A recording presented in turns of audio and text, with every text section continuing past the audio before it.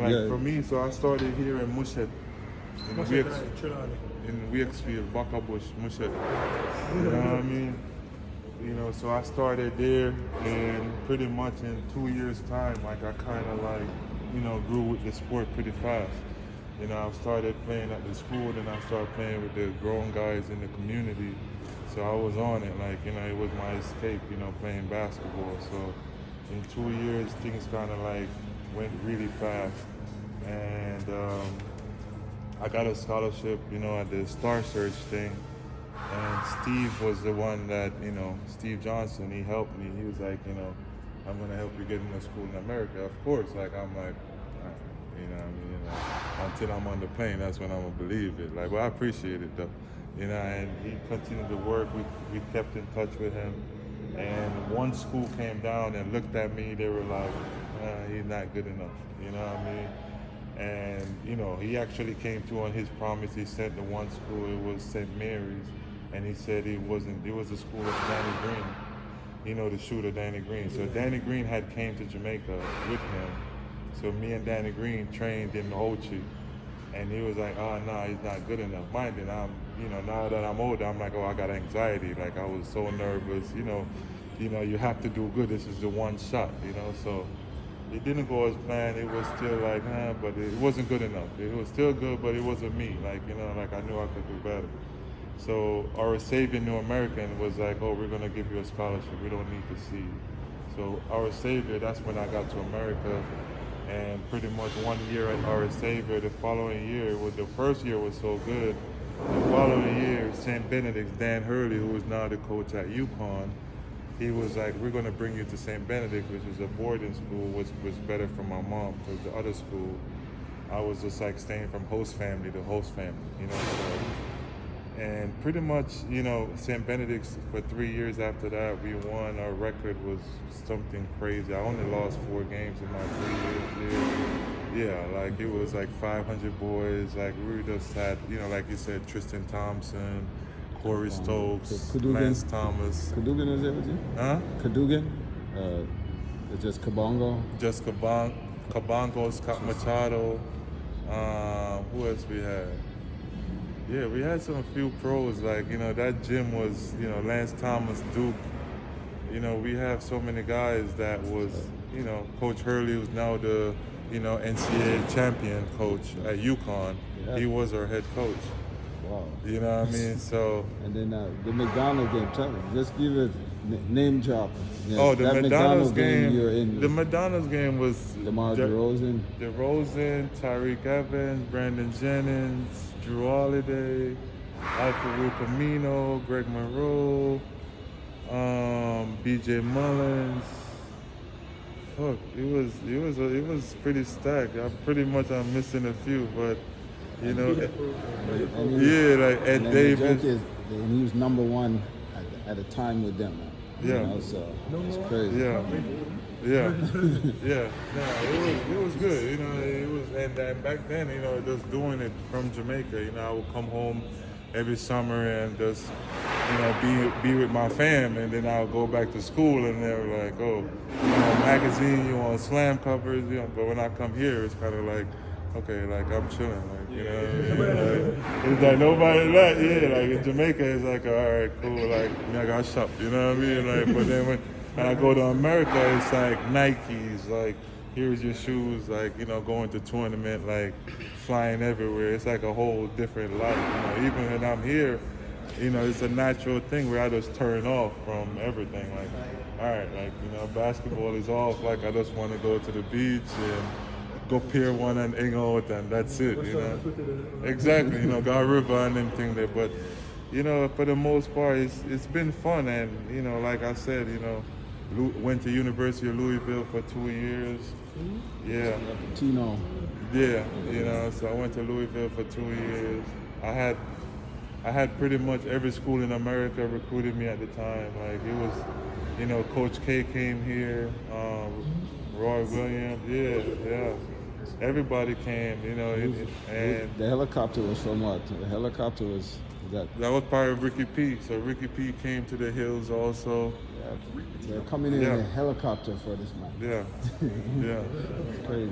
Yeah. You don't mind me asking, why do you choose Louisville? Well, like honestly, like Louisville for me was, you know, I was cool with them. I got really cool with.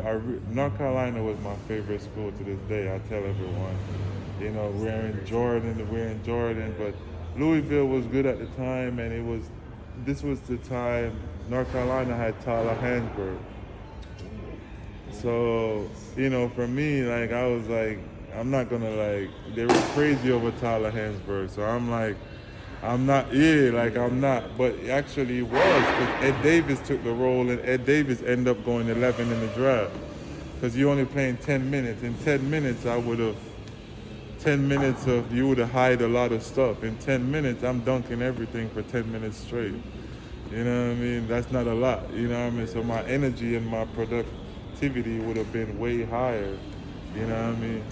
And come to the NBA, like when I found out it was really trash too, I was like, this dude is like, yeah, like in North Carolina, they were hyping it, the Crazy T, they were hyping it. But, you know, Louisville was good, and, you know, I don't regret anything, you know what I mean? Like for me, the press was cool. I averaged 15 and 8 my sophomore year, like, you know, it was just, I felt like it was enough to get drafted, but apparently it wasn't. You know, pretty much, but we end up making it anyway. And, you know, for me, and even for my careers, for you guys to understand that, you know, it's possible. Like, you know what I mean? There's no like, oh, you can't, you know what I mean? Or it's impossible, you know what I mean? Like, it's always a way, like, you know what I mean? And hard work gonna prevail every time, you feel? So that's about it. Well, wait 1 second. Get a couple more questions because Coach Black just reached, so we're gonna start soon. But if you got a couple more questions, because for me, I had lots of questions. I still have lots of questions. You know that already. So you got a couple more. I want to know NBA versus EuroLeague from your opinion. I mean, like for me, the NBA was tough, man. 'Cause I was on the Cleveland team that lost 26 games in a row. So after LeBron. So, and I didn't even play. I just had to show up in a suit, like, you know what I mean? That was a journey, you know what I mean? For me, I was, you know, being in the NBA, like, it's different for certain people.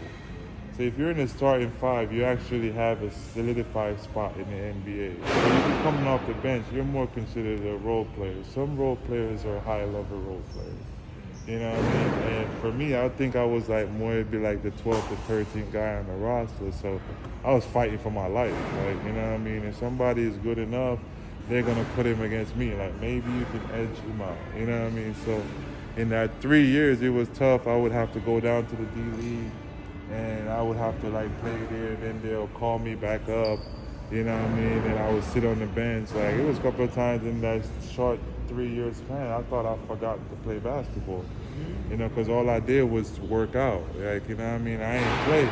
Because imagine the guy that was playing from me, like, was making $20 million.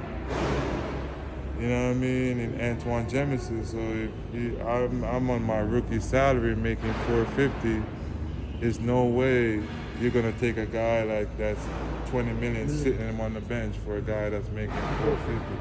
So the NBA is a tougher spot. It's not like, it's kind of like you're in a jam when it comes to growth. You know what I mean? Like, you have to be drafted. You know, like when Tristan came in at number 4, you have to play. Like, they have to prove that they make a good pick. They have to give him enough opportunity to show that he was a proper number 1 pick and number 4. You know what I mean? So, you know, those things are like different. You know what I mean? To where, you know, a lot of those guys, man, like, you know, I watch basketball different. I kind of like, you know, it brand me to watch like the guys that get that little slot minutes. You know what I mean? Because those guys, they work on their shit. You know what I mean? But they have a cap. You know what I mean? Exactly. He only plays like 9 minutes, and look what he's doing.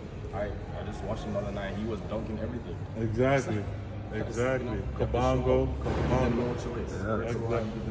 Exactly. You know what I mean? And that's the thing. And that's the thing with the NBA when it comes to the role players, man. The few guys that I look up to, that it's Smith.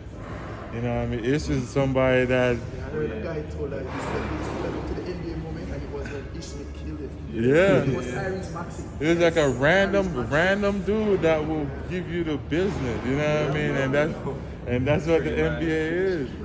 Yeah. No, it's shifty, and you know, that's the thing. You know, it branded my career to be. It's like that's what I tell you. Like every day you come in here, you can't take it for granted. You know what I mean? Because shit, you know, for me, I didn't have no choice. Because if I come in a lazy day, you know what I mean, they can be like, yeah, model, come to the office, like, you out of here. You know what I mean? So it kind of forced me every day to come to the gym with an attitude. Like, as soon as I come in, I ain't no messing around. I got to get to it. Like, you know what I mean? Like, I got people coming from my job. I got to keep my job. Like, you know what I mean? I got to keep getting better. Like, those are like the It's like the work role. Exactly, you know what I mean? And I carried it, and, you know, after that, you know, I went to Israel, then I tried to come back, and then I was like, okay, I'm going to give it one more shot. I played with the Clippers in Summer League. It was great.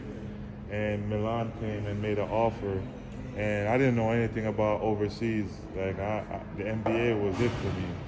So Milan came and they offered me a 2-year deal, guaranteed, which was like, at the time, I was like, I played for Cleveland for three years on guaranteed. Every time the GM walked past me, I'm like holding my breath, like, fuck. Like, did he leave? Like, you know what I mean? This is the day he's gonna cut me. You know what I mean? So, like, you know, once Milan came, it was like guaranteed. I asked Jamal Mosley, who's now the head coach for the Orlando Magic. I was like, is it a good job? Like, who are these people? You know what I mean? Like, and he was like, take it. And I was like, shit, all right. So we ended up in Milan, and I was with Giorgio Armani. I don't know if you know the Armani brand. Yeah. So he's the owner of the team in Milan that I played for. We were like, The EuroLeague might be the way. Armani, not the exchange. Like, Giorgio himself comes to all the games, like courtside.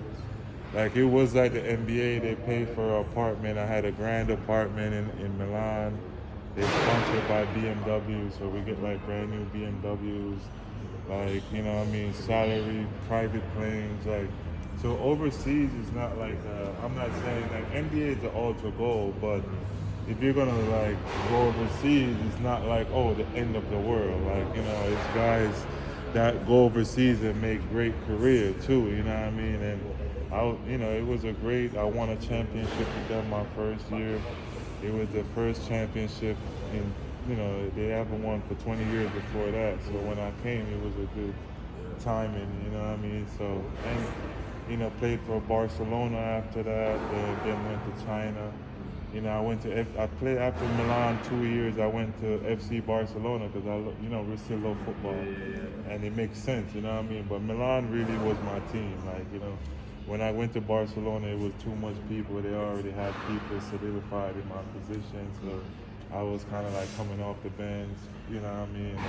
Where Milan, it was like you know, like, that's your situation. That was the only mess up on my part, but having to watch Messi and Neymar for a whole season, you know what I mean? Like, I'll take it, you know what I mean? So it was good, and those pretty much, I think Milan was the highlight because I won the championship in my career. I think it was the highlight, you know what I mean, to know that, all right, like, you know what I mean, you're a champion, you know what I mean? So that was good. And for now, like, that's a EuroLeague championship. That's yeah. no joke. Yeah, that was, oh man, that was, bro, like, those games were rough. Like, those playoffs was no joke. Like, it's real. Like, you know, you talk about pots and pans, drums, being thrown, you get thrown nickels at you. Them throw things. That's you get hit by coins, you know what I mean? Like, you know what I mean? Referees in there, they ain't calling nothing. So, you know, those over there, like, you know, the NBA, that's when, if you watch the playoffs over there compared to the NBA, I don't matter what league, it's different. And the NBA playoffs is cool, like, you know what I mean?